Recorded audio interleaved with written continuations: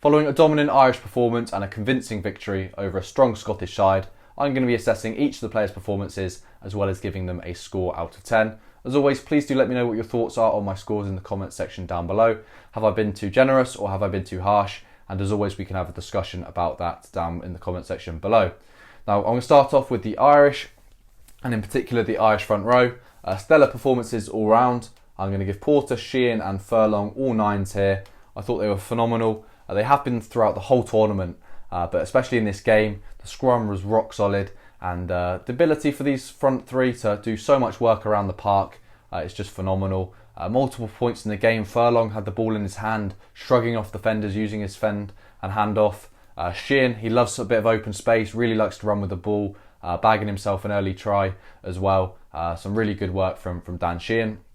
And then Porter, as always, sort of the player which pins together that Irish scrum, and he's very, very strong and offers some good defensive work as well. Moving into the second rows, I'm giving both Byrne and Henderson 8.5. I was very impressed with Henderson coming back into the Irish side.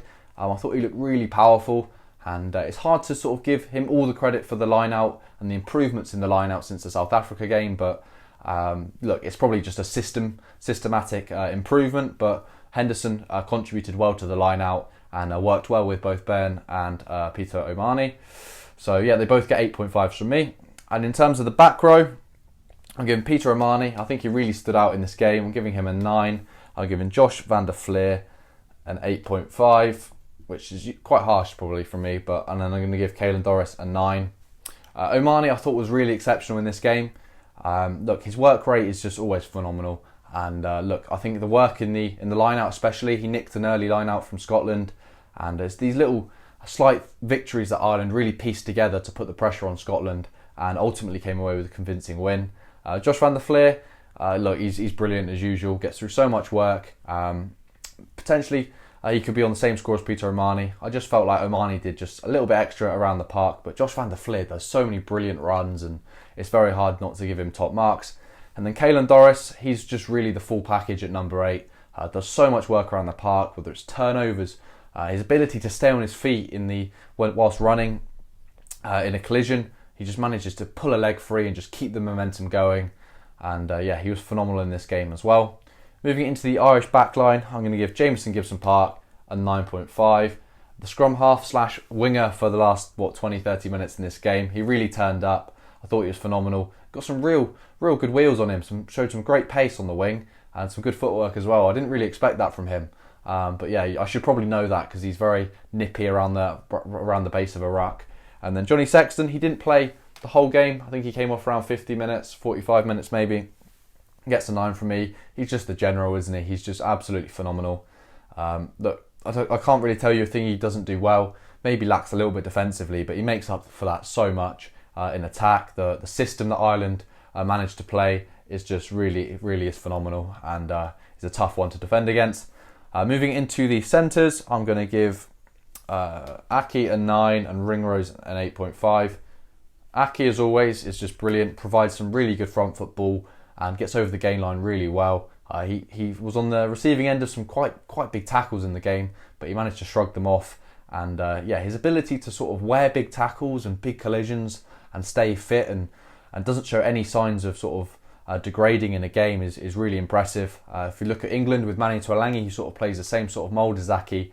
Manu's had a career filled with injuries from the abrasive style he plays, whereas Aki remains fit constantly, which is really impressive. And then Ringrose scored a nice try from a crossfield kick from Jack Crowley. I thought it was very impressive. Maybe not quite as on the same level as Aki in this game, but he played a rather different game. And look, there's nothing that Ringrose didn't do well. He put in some blistering runs and some amazing missed passes, and the whole Irish team were phenomenal. So it's quite hard to mark them down, but I can't give every player a 9, otherwise it gets boring and there's no point of writing it down. Hansen unfortunately came off from McCloskey. I'm not too sure what the injury was. I'd be interested to see if anyone else has some information on that.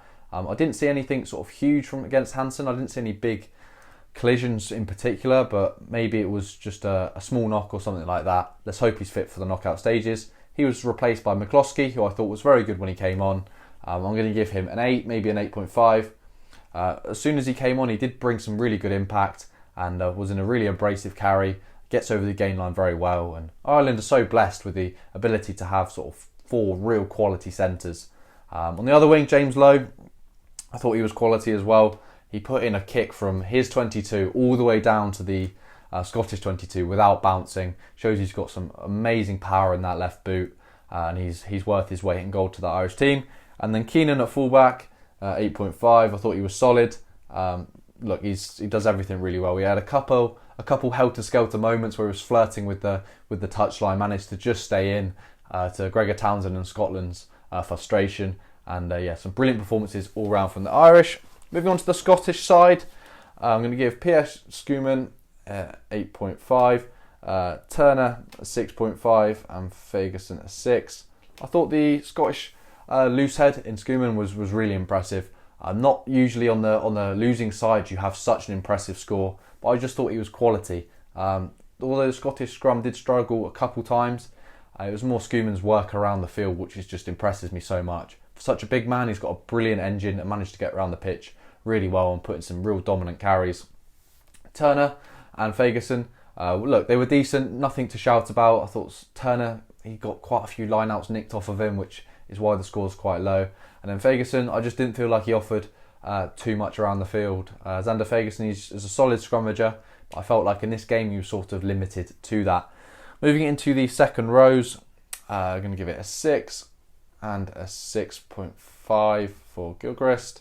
Look, some decent performances in the second rows. Got to remember, a 6 is still a solid performance. They both fronted up, but ultimately had quite a few line-outs nicked. I thought Gilchrist got over the gain line a good few times. But yeah, nothing to shout about in the second row department.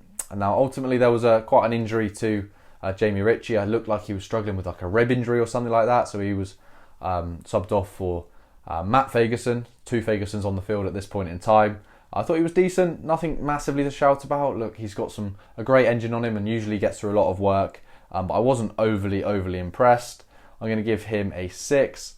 Darge for me struggled, I believe. I mean, he got over the ball a few times, but I didn't really see him on the pitch too much, and I would have liked to see more from him. So unfortunately, he's going to get a 5.5. And then Dempsey for me, I'm going to give him a 6.5. Dempsey, I just feel like he's quite undersized for an international number 8. I mean, at club level for the Glasgow Warriors, he really does throw his weight around, and he's sort of the average size for a number 8 at club level. But I just feel against the hugely physical Irish pack, he couldn't use his physicality the same way he'd want to. Moving into the Scottish backline, Ali Price gets a 6 and Finn Russell gets an 8. Ali Price obviously scoring one of the 2 Scottish tries. Some really good support play, but I did feel like the pace of ball from Scotland's rucks were just too slow. I mean, Ali Price, he can't take all the weight for that because the ball has to be available for him to play it away, but I did feel like he could have got it away quicker at times. Finn Russell, an 8. Look, he struggled at points and kicks out that didn't reach touch from penalties, which ultimately hurt Scotland. But at that point, the game was done. But yeah, he was a real bright spark in that Scottish side, and he did find the way to get 2 tries through some really good attacking play. Moving into the Scottish centres, I feel Tuipulotu disappointed, 6, and then Jones a 6.5. Tuipulotu, his main goal was to get over the gain line and generate front foot ball.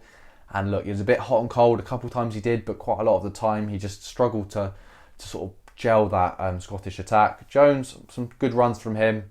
Got into some nice space at some points. Made a couple, I think it was a line break late on in the game, which set up one of the tries. But nothing to shout about. Lack of probably consistency of performance throughout the whole 80 minutes limits their scores. Duhan van der Merwe, look, bright spark within that Scottish side. He always brings something a little bit new.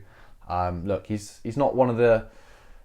I think he was overshadowed by the Irish wings, but he's still a decent winger, and he can really do some damage when he has ball in hand. Showed some good wheels throughout the game, but ultimately didn't have enough opportunities to really show what he's capable of. And then on the other wing, probably one of the most disappointing performances of the game, Darcy Graham. Couple good sort of footwork moments where he got like a half leg through a tackle, but he dropped some ball and he just didn't really get his hands on the ball. And for all the excitement and hype around Darcy Graham, I thought he could have really added more than he did in this game. Blake Kinghorn obviously got subbed off rather early, so I'm not going to rate his performance. But Ollie Smith came on, and I'm going to give him a 4.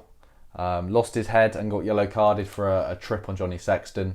Look, in games like this, which are so important, although it wouldn't have really changed the outcome for Scotland, you've got to keep your head, you've got to stay switched on, and you can't get emotionally wrapped up and give away yellow cards, because being down to 14 men, as Ireland showed, you can really, really be hurt and punished. So, look, those are my scores for all of the players. In terms of my man of the match, I'm going to give it to this man here, Jamison Gibson-Park, absolute quality. And on the Scottish side, just the player of the match for Scotland is Schoeman. But ultimately, Jamison Gibson-Park gets the nod as man of the match. Phenomenal performance from him. The ability to identify space, especially down the short side. Some good box kicking, and then his ability to transition onto the wing and show that he's got a clean pair of heels was really, really promising. So look, those are my scores. Look, and Jamison Gibson-Park is my man of the match. Do you agree? Do you disagree? Please let me know in the comment section down below. And yeah, I'll get back to everyone that comments, and look forward to hearing what you have to say. But until the knockout stages for Ireland, thank you very much for watching.